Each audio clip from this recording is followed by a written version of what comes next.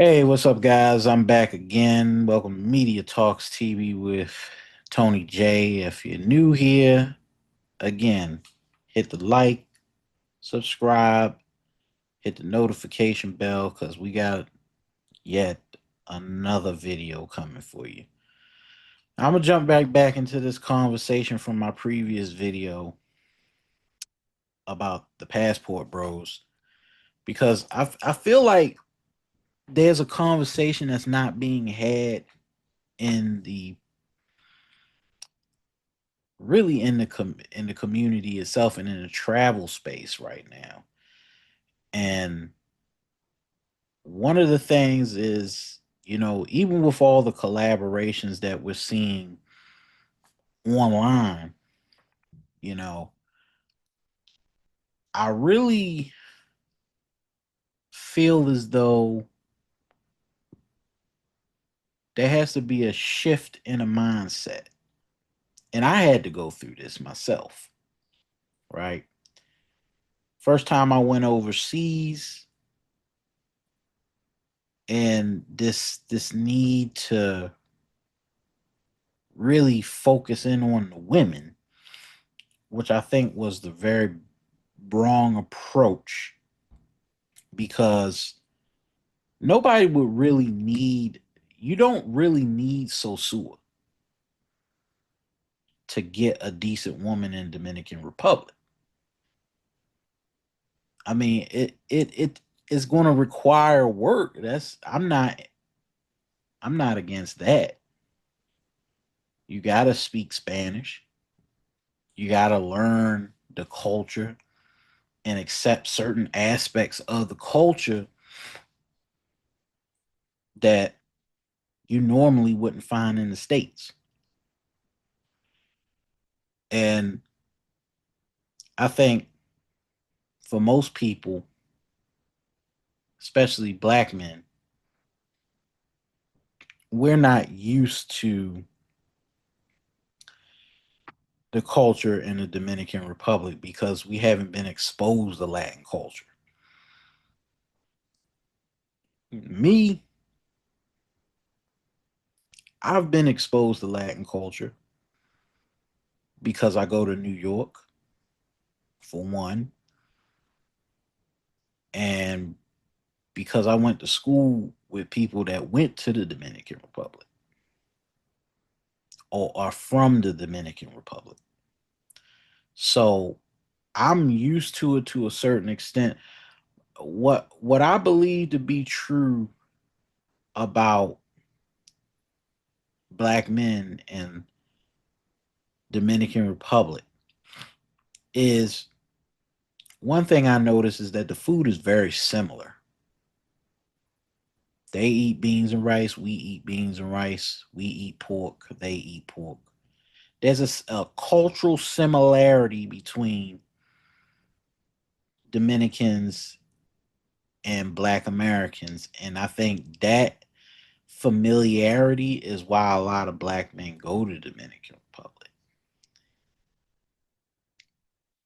If you're from New Orleans and you know the party and dance, I mean the similar is similar down in Dominican Republic because they have bachata. South we have the blues, zydeco. They eat seafood, we eat seafood. We're used to being subtropical climates. They're used to being in subtropical climates. So there's a similarity there. But also the other thing I feel as though when we talk about the passport bro movement, to get it to a level that is much more cleaner and professional, we have to start decentering women. And I know this is going to be a hard thing for a lot of bros to really do, to travel and not have intimate relations with the women but to get to know them on a level, on a basic level, to where you have a clarity to know which type of women that you're dealing with, how you interact with them, whether or not you both get along or not. And I think for some guys that's hard for them to do because of the nature of how they get there in the first place. When we don't build sustainable businesses that could run on their own, when we don't learn how to really find a way to where we could make automated uh kind of like an automated salary or automated business model, we're not going to be able to get the true full benefits of travel the way that white men get the full benefits of travel. Reason why a lot of white people are able to travel as much and more as we do is because they have the means in order to travel. And a lot of the white guys, from what I've read,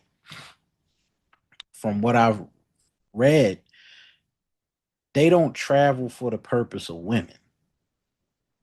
They travel for the purpose of business. And we don't see a lot of black men traveling for the purpose of business. And this is where the sticking point gets with passport bros. And one of the primary reasons why we don't get the same amount of respect the way that the white men who travel get the same amount of respect. Nobody questions them. You don't have their own women following them to other countries just to disrupt their their lives. But you have black women now traveling to Colombia, traveling to Dominican Republic, trying to, press up on guys and disrupt guys events, trying to cause a disturbance. And this is where when we started putting up these videos promoting all these women and promoting whoredom and prostitution and sex trafficking, this is where now the government clap back. Because when they see these videos and then they see these men throwing the money, going to these clubs, going to these nightclubs and throwing the money, making it rain and shit. The Spanish people seen that and they like, no, we're not having this here. This is a family oriented town. And some of these countries where you go are completely conservative, and people forget about that. You wouldn't do this shit in Dubai, even though Dubai is a very wealthy country. And in Dubai, there's a lot of rampant prostitution, but you don't see the men that have the means to do that putting it on social media and showing it and rubbing it in other people's faces. The flaunting, the bragging, and all of that for a little bit of the money that you get from working at in retail and driving a truck. I mean, that's not no real money. That's like a millionaire for a weekend shit type shit, right? But when you get that real money, I mean, like, oh yeah, I got a shell company where I could move my money anywhere that I go to where the government can't access those funds. That's when you'll have true power. And this is what I was talking about where the mindset shift has to come in. Don't worry, I had to go through that shit myself. understanding how I move and not moving in the same direction that the other guys were moving in. And I think this is where, in 2026, we have to shift everything. Like I'm starting to see a lot of channels on YouTube that I used to watch. They're going dark. It's a lot of channels especially channels that were focused solely on Sosua, they're going dark. A lot of these content creators, they're putting their videos on private. Some are deleting and scrubbing their whole entire collection. Some have popped back up and started, deleted their original channel and started a new channel. Um, a lot of the stuff that was happening before COVID with traveling to Colombia, traveling to the Philippines, Thailand, and all this other shit, like the travel content creators that we saw before 2020 have become completely obsolete now. And one of the reasons why I say a lot of these content creators cannot afford to keep maintaining that same lifestyle that they're maintaining using YouTube ad revenue. Um, Eventually, the algorithm will shift, and then you'll start seeing the videos that you once had before 2020. Those who created those channels in 2020 and before, who were having 12,000 views on one video, 7.8 thousand views on another video, and on and on and on and on and on. They're finding out that every time they put a video up now, their content is going from 120,000 views to now a measly 2K views. And there's a prime example of that. One particular channel that I've been watching since 2018, Ace Live. And I always like Ace Live because he makes travel content that is clean, family friendly, but also the longevity of his channel seems to be kind of like about to be on the decline. Because what I saw from him from 2018 to 2021, I started to see like a lot of his stuff started popping up on my timeline and video recommendations. And then as time went on, of course, his videos started finding themselves getting less and less views.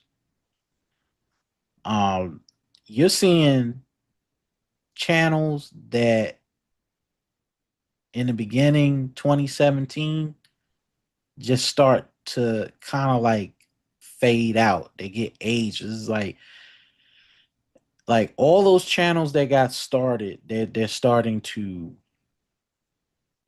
get less and less views, less and less clicks.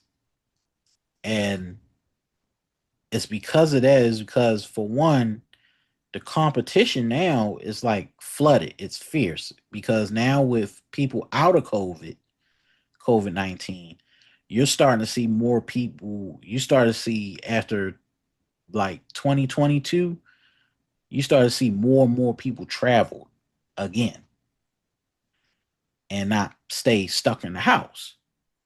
And a lot of the phenomenon around these channels, they had more and more views and subscribers, but yet they weren't matching up as far as views and engagement. And this is the funniest problem that I find with YouTube is how their algorithm recommends videos and doesn't recommend videos. I threw up a video one time about Sosua, long time ago. That's my highest video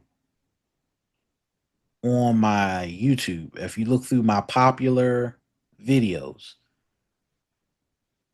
4.2 thousand views. And it seemed like once I threw that video up, it got recommended by YouTube automatically. I started seeing recommendations of that video. But then it's like, okay, when the algorithm shifts yet again, because there is going to be another shift, and there has been plenty of shifts in the algorithm.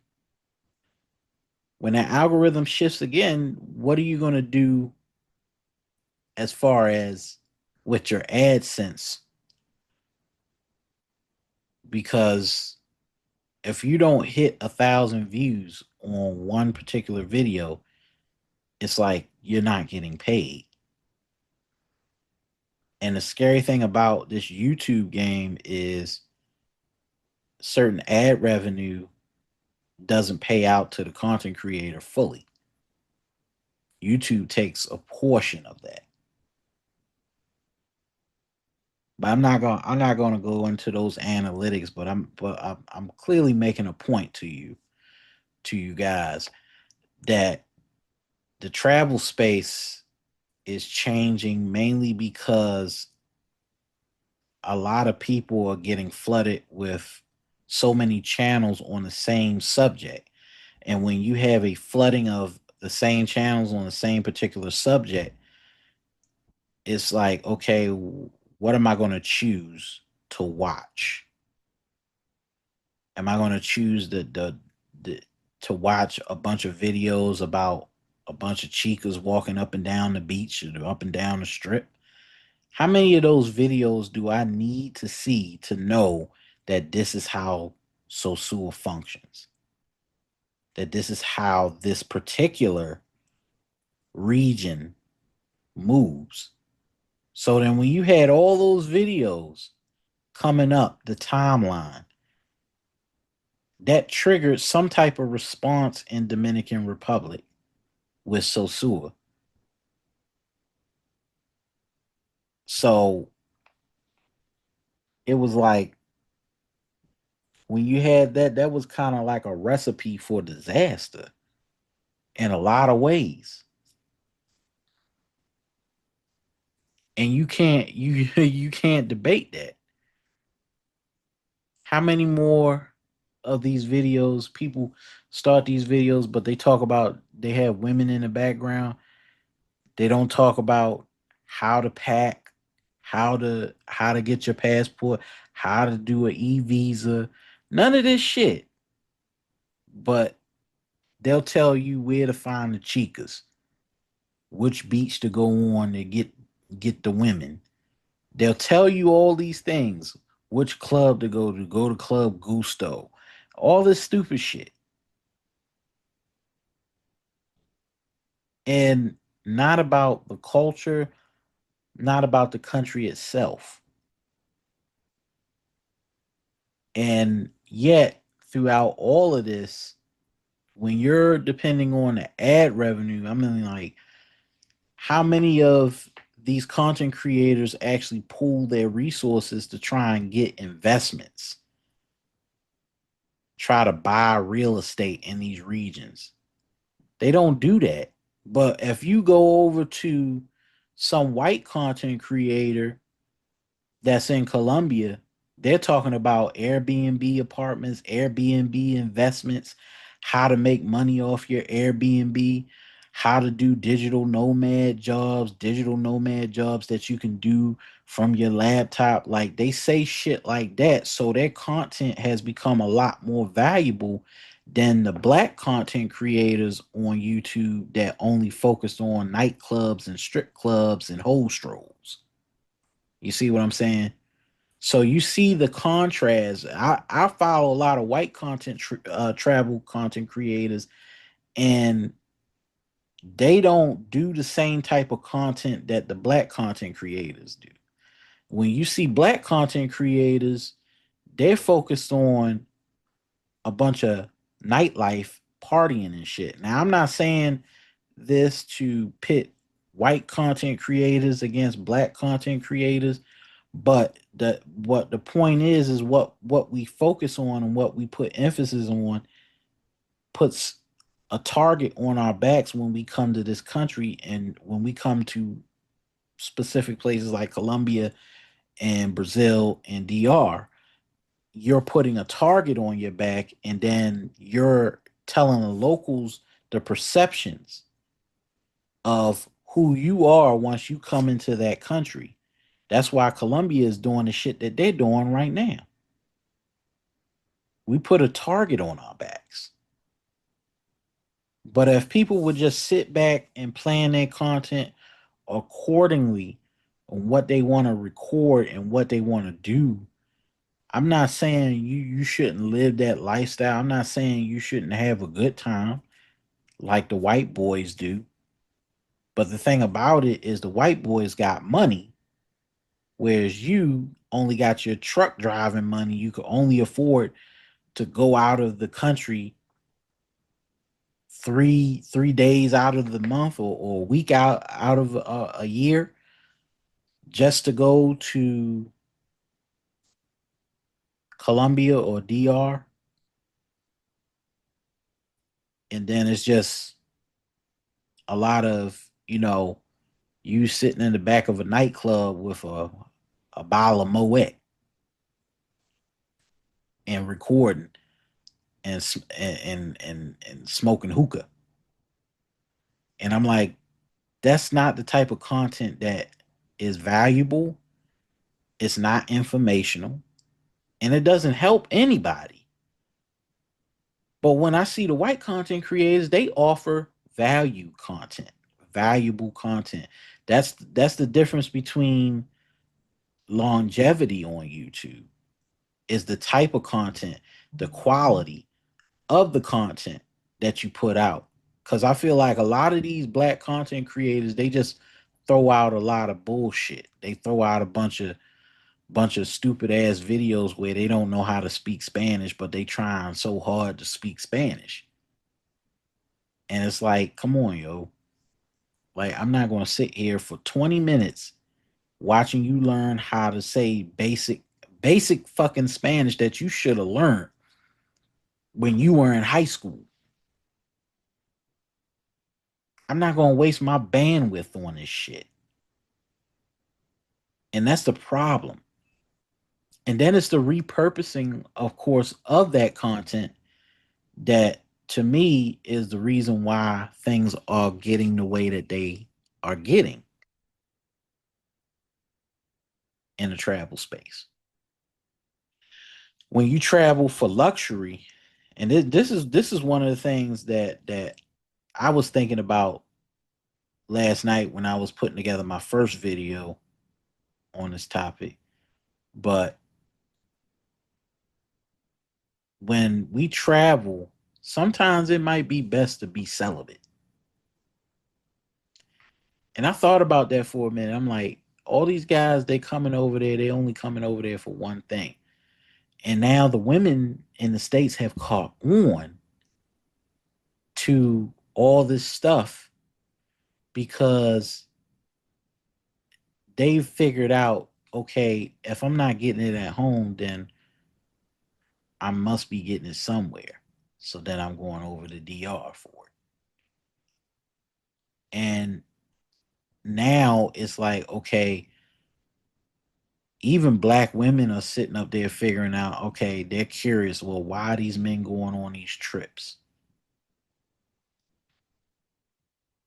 And it's like, okay, well, we know girls take girl trips. They go with their homegirls, they go to Jamaica, or they go to Africa or Accra, Ghana, something like that, and find them somebody. But the thing about it is they don't brag about their escapades online. They don't brag about it. We know about it, but we they don't rub it in. They don't rub it in our faces. With us, it's like we rub it in their faces and it's become so out there that now the government is looking at us, the women are looking at us, the media is starting to, sniff around. And now when we go as black men, we have to now deal with the stereotype and the perception, oh, you're the gringo over here. You're just over here just to fuck the prostitutes. And now we have to, when we go through customs or we go through immigration, we have to deal with that bullshit. Now immigration is asking, what's your purpose for coming here? What's your purpose for coming to Colombia?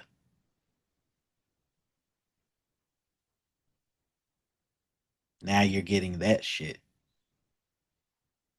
And it's all on account of how we move and how we act, and how we give the countries that we go to a bad name.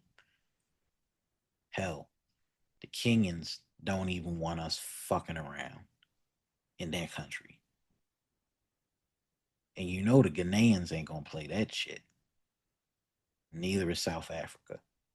And I know it's a lot of people, Austin Holloman, Kid Greatness, Coops Corner, all these guys, they focus on Africa, but they show the positive sides of Africa, but still they still putting too much emphasis on the women and not on things that people can do as a tourist. Y'all go over there like Miko Worldwide and do hood tours, go to fucking hoods that y'all ain't been into, and then wonder why your ass get robbed or your phone get taken or you get cut up by a fucking machete. And it's this type of shit that I do not I do not appreciate coming out of the passport bro movement. These fucking hood tours. I'm the particularly Miko Worldwide, where he does these hood tours and show the most poorest side of the country. And I'm like, that's not a place you want to take a tourist to. That's dangerous. And I know they're doing it for likes and hits and views and shit like that, but this shit could be very dangerous. You don't want to put something out there that's going to spark the curiosity of a particular person, but you wouldn't catch me going to no La 42. You won't catch me going to no what's that other place? Veamea. You won't catch me going to those fucking places at all because I don't live in a country and I run the risk of getting robbed. But you got a lot of stupid ass motherfuckers that are content creators that do these dangerous things for attention, for views. And that's the part of it that I don't understand. Now, I'm not gonna say the white content creators don't do it because yeah, they do it. You got the guy Timmy Carter that does a lot of tours in favelas and shit. And I've seen a couple of his videos, and it's crazy shit that he does. But at the same time, I wouldn't go playing around in certain neighborhoods if I don't really know somebody real well. You know, but the quality of the information that we get on social media has to change. And also, there has to be some sense of economic development going on with the passport bro movement because I don't see it. I don't see a lot of these guys making any money. and it's kind of a lazy thing to depend on ad revenue from YouTube to feed your expenses. I don't know how somebody can travel this long. I don't understand it. If you're a YouTube content creator, I don't understand how you only have only 1,000 views and you're able to go from Brazil to Thailand, from Thailand to Philippines, and that's a lot of fucking money for a plane ticket. They don't never tell you this shit.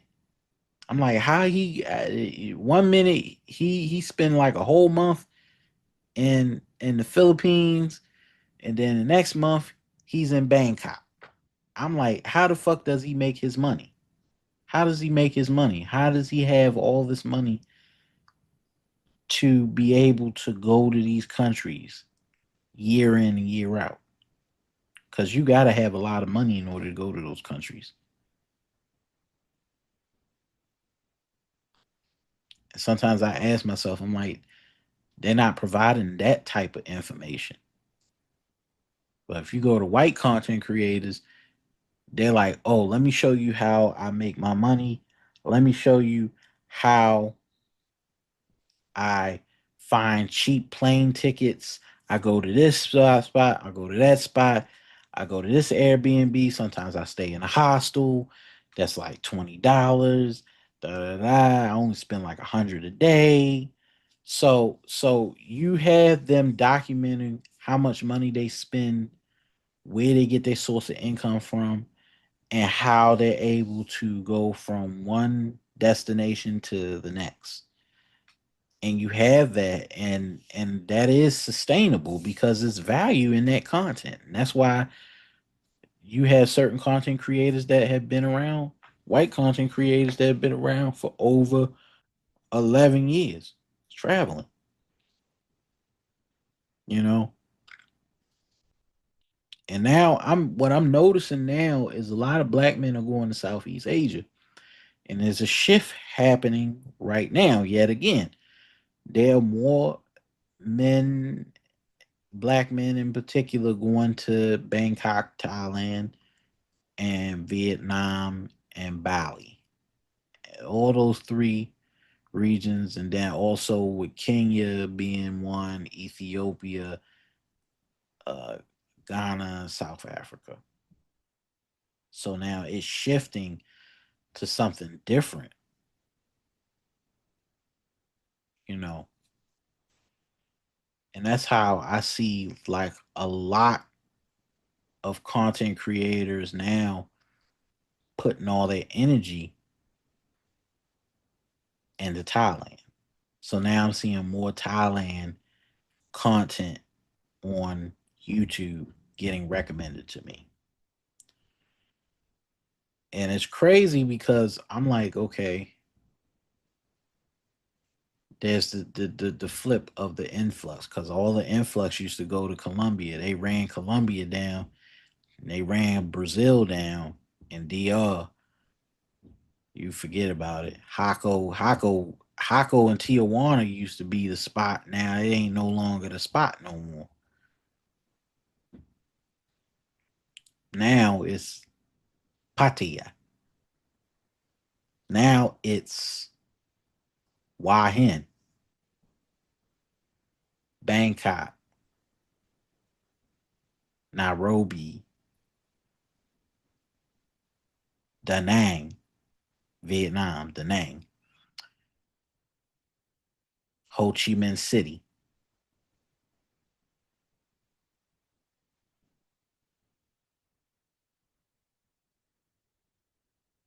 And it's just like it seemed like everybody just kind of like moving differently now. And there's some quality guys online, but I don't some of the newer channels they're getting younger and younger, and some of the older guys, the veterans, they're starting to see their channels completely just sink because of so much information. Like I feel like the average YouTuber lasts only but maybe 5 to 10 years before they stop pushing content. I don't even know how long I'm going to be around pushing the content that I'm going. I just got started around about 2019, so I don't know how long my channel will be around.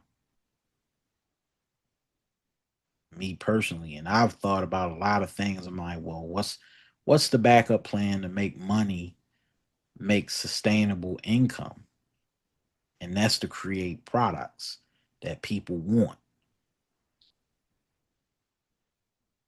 T-shirts, ebooks, courses, e-courses, coaching.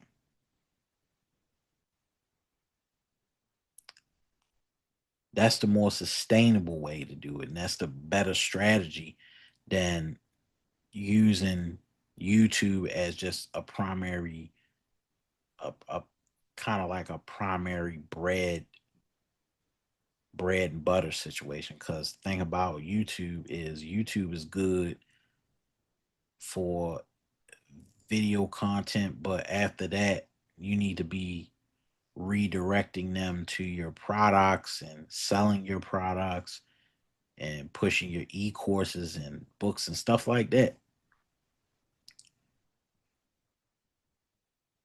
And that's the only way I see how that's the only way I see this being sustainable over time.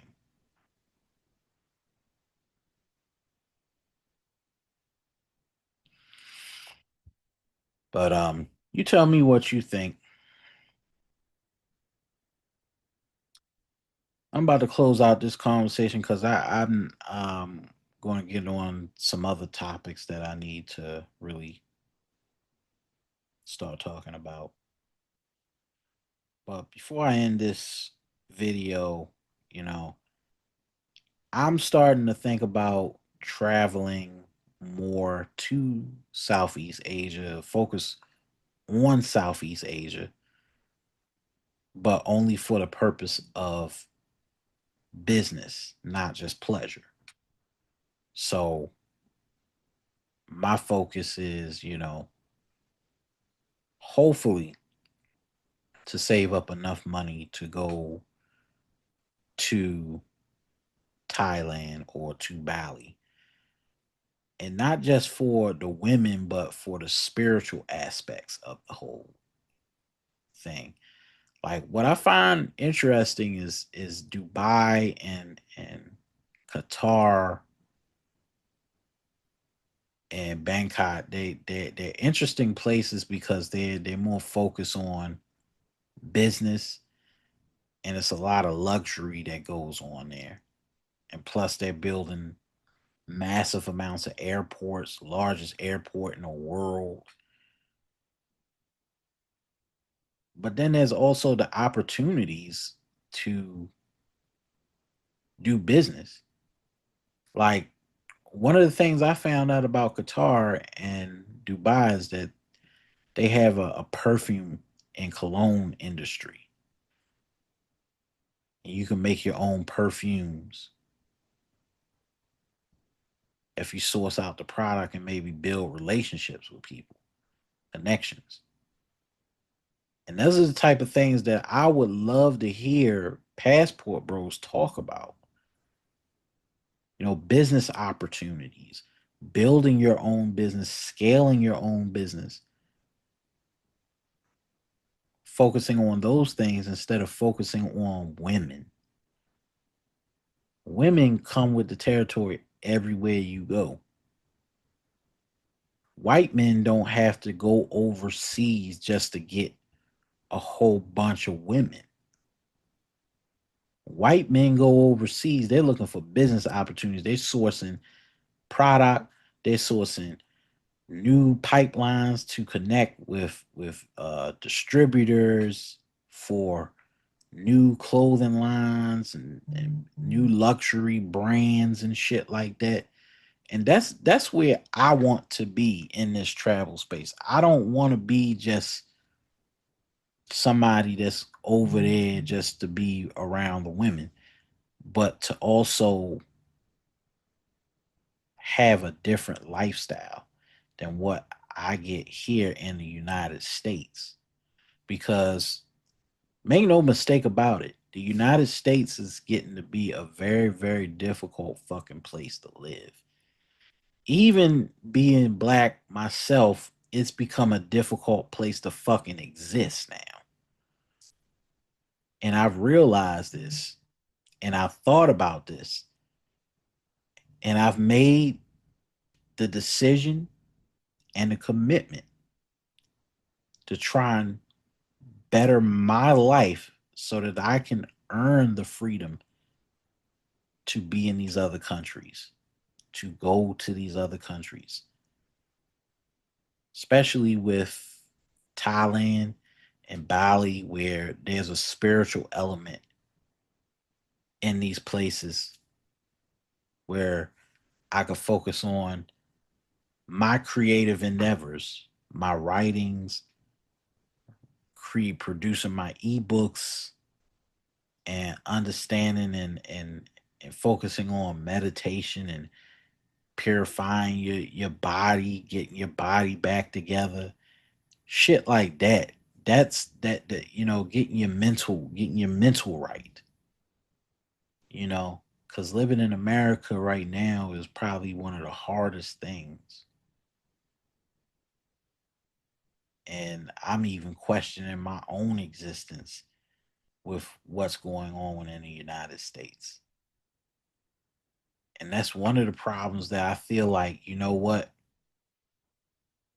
it's time for me to shift mentally away from the debauchery and start thinking like a grown man and going and moving in a different direction than what I'm accustomed to. And that's the point that I wanted to convey to the movement. I feel like black folks right now could easily do it if we stick together and have a real cohesive plan to repatriate people back to Africa, people to other parts of the world to where they don't have to keep depending on the United States to bring them prosperity, to be able to leverage the currency that we have to earn the freedom that we want overseas. And that's going to be a difficult task, but I'm committed to helping black men prosper. I'm committed to that because I'm making a commitment to myself to be that example to you. It's been another Media Talks TV. I'm Tony J. We got some more videos coming up soon. I got some more lectures, more thoughts.